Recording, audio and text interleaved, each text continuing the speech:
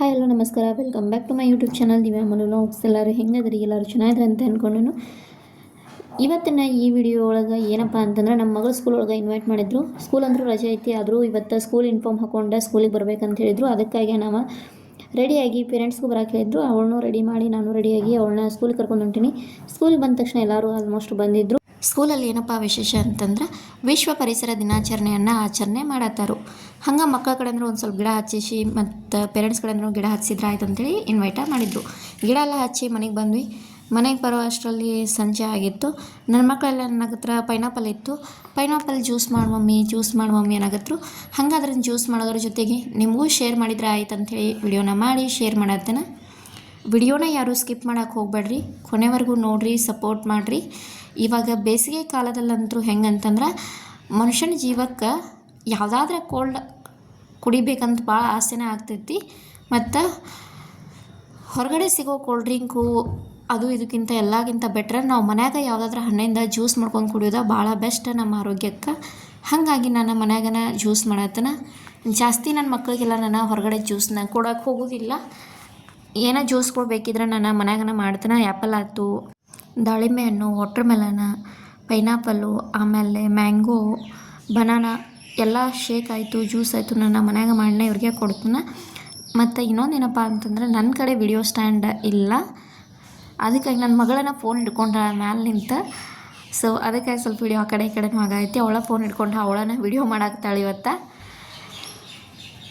ಅಂದ್ರೆ ಅವಳಂದ್ರೂ ಫುಲ್ ಕುಡಿಯೋದು ಅಂದ್ರೆ ಜ್ಯೂಸ್ ಕುಡಿಬೇಕಂತ ಭಾಳ ಎಕ್ಸೈಟ್ ಒಳಗೆ ಇದ್ಲು. ಇಬ್ಬರಿಗೂ ಭಾಳ ಅಂದ್ರೆ ಭಾಳ ಇಷ್ಟ ಜ್ಯೂಸ್. ಅದು ಹಣ್ಣುಗಳು ತಿನ್ನೋಕ್ಕಿಂತ ಜ್ಯೂಸನ್ನು ಜಾಸ್ತಿನೇ ಇಷ್ಟಪಡ್ತಾರೆ.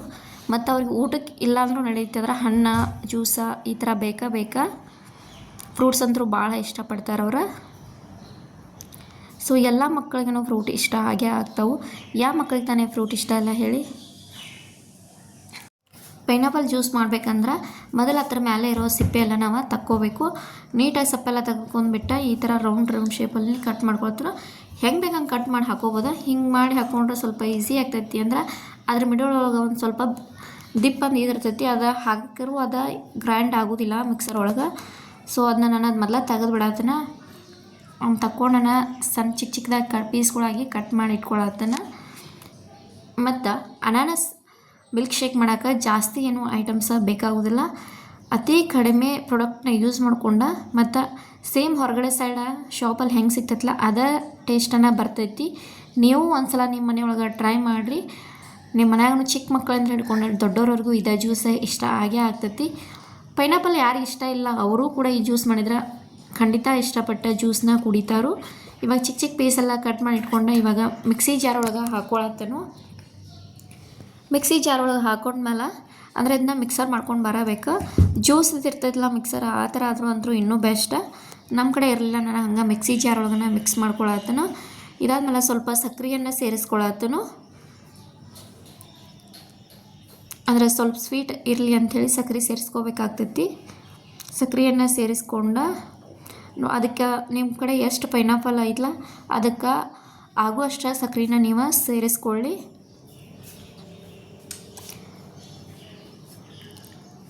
ಇದಾದ್ಮೇಲೆ ನಾನು ಏನು ಮಾಡತ್ತೆ ಅಂತಂದ್ರೆ ಸ್ವಲ್ಪ ಹಾಲನ್ನು ಸೇರಿಸ್ಕೊಳತ್ತನು. ಅಂದರೆ ನಾನು ಪೈನಾಪಲ್ ಮಿಲ್ಕ್ ಶೇಕನ್ನು ಮಾಡತ್ತೇನೆ. ಅದಕ್ಕೆ ನಾನು ಹಾಲನ್ನ ಮತ್ತು ಸ್ವಲ್ಪ ಉಪ್ಪನ್ನು ಸೇರಿಸ್ಕೋಬೇಕು. ಎಲ್ಲ ಸೇರಿಸ್ಕೊಂಡೆಲ್ಲ ಮಿಕ್ಸರಲ್ಲಿ ಮಿಕ್ಸ್ ಮಾಡ್ಕೊಂಡು ಬಂದನು. ಇವಾಗ ಮಿಕ್ಸ್ ಮಾಡ್ಕೊಂಡು ಬಂದಮೇಲೆ ಇದನ್ನು ಸೂಸು ಚೆನ್ನಾಗಿರಲಿ ಅಥವಾ ನಿಮ್ಮ ಕಡೆ ಬೇರೆ ಜಾಗ ಇತ್ತಂದ್ರೆ ಅದರಿಂದ ನೀಟಾಗಿ ಸೋಸ್ಕೊಂಡು ತಕ್ಕೋಬೇಕು. ಸೋಸ್ಕೊಂಡು ತಗೊಂಮೇಲೆ ಇವಾಗ ಗ್ಲಾಸ್ಗೆ ಸರ್ವ್ ಮಾಡತ್ತೇನೆ. ಇದು ಇಷ್ಟ ರೀ ಮಿಲ್ಕ್ ಶೇಕ್ ಮಾಡೋದು. ಇಷ್ಟವಾದರೆ like, comment, share and subscribe ಮಾಡಿ.